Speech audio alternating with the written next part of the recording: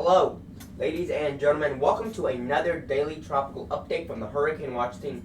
We have multiple areas of concern that we need to discuss, so let's start.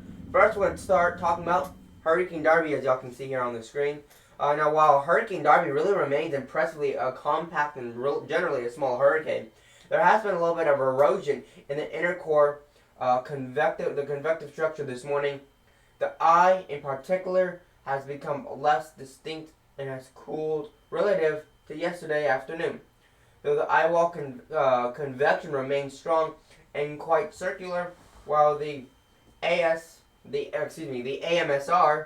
2 microwave pass at 1042 UTC still showed a closed eye wall. The convection on the northwestern side has eroded some compared to what we saw yesterday. Darby remains a very small yet compact tropical cyclone, and overnight the scarometer wind data indicating tropical storm force winds extend out to only 40 nautical miles to the northeast of the center, while the latest TAFB and the SAB Dvorak classification were a consensus of a CI 6.0 at 115 knots. That's there 130 miles per hour. Now, the objective ADT and the SATCON data is a quite bit lower. The initial intensity of this visor has been set to 110 at about 125 miles per hour. Now, blending the guidance but favoring the somewhat higher subjective Dvorak estimates. Now, while the current vertical wind shear over Darby remains very low, the sea surface temperatures underneath the hurricane are gradually, slowly decreasing. Now they're just at around, just slightly below 27 degrees centigrade. It seems likely that Darby is now post-peak intensity and should begin to gradually weaken in the short term under the less favorable thermodynamic environment. Now, really, after about 24 hours, a combination of an increasing stable and dry air mass plus the trough to the northwest of Darby is expected to lead to a more rapid weakening trend later this week.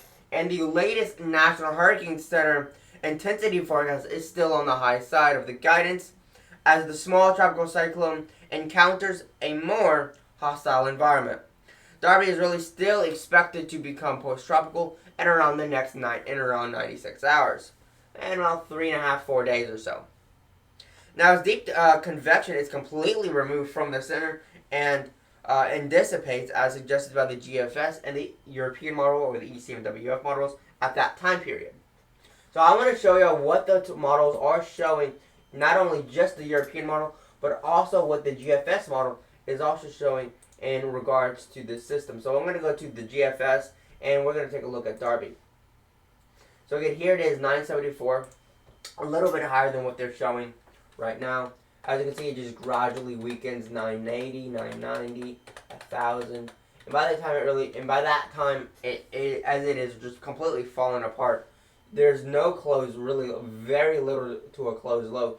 All you, at this point, you can really see is just this. What is this? It looks like what? It looks like a wave. So if anything, by this point, it will be most likely just an open tropical wave. And if anything, some showers to the north. Maybe some pockets of heavy rain over the Big Island, as it will be generally closer to the center of circulation.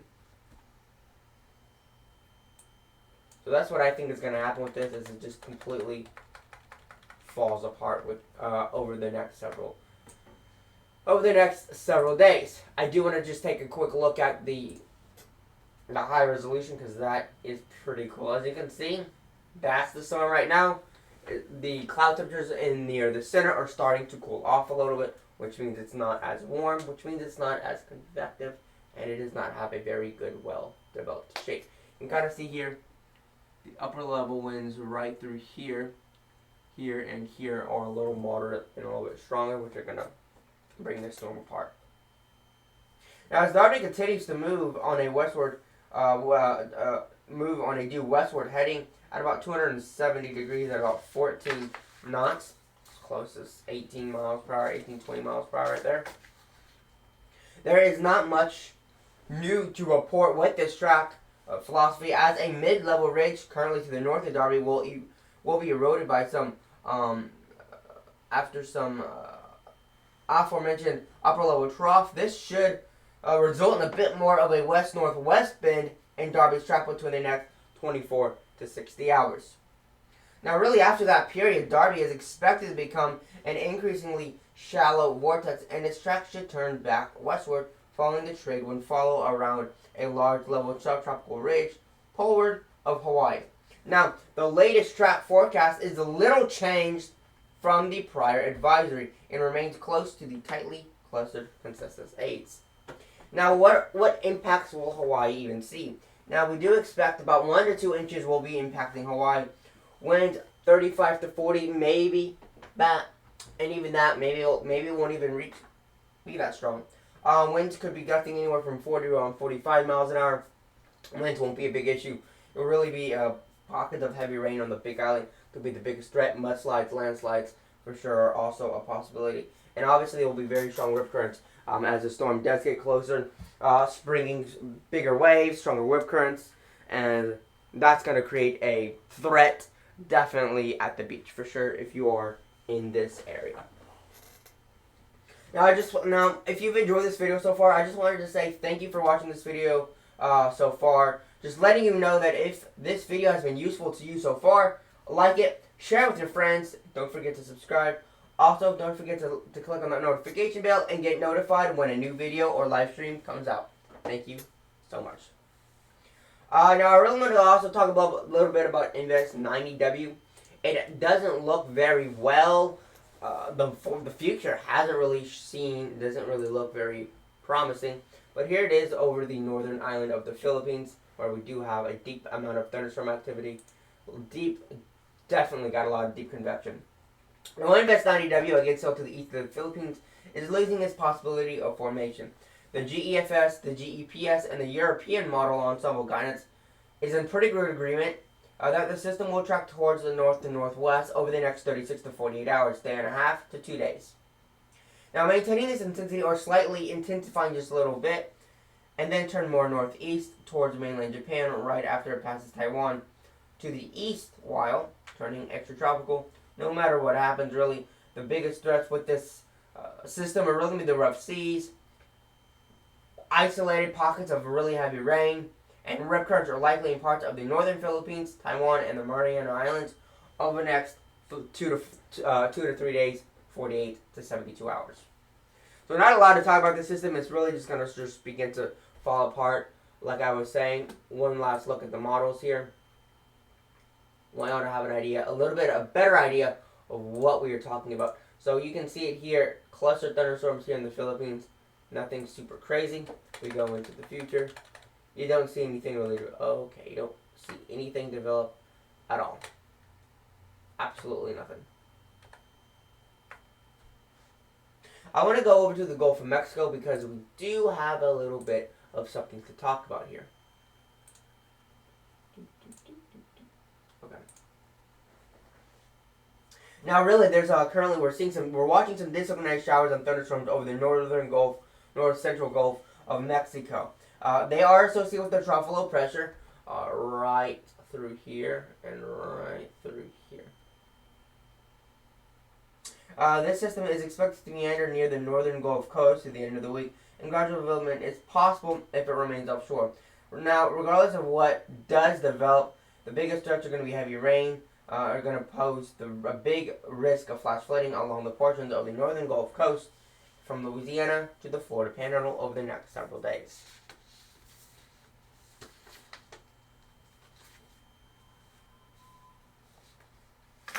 I do want to talk a little bit about I'm going to talk about the Eastern Pacific before we talk about the Bay of Bengal, so we're not jumping all over the place.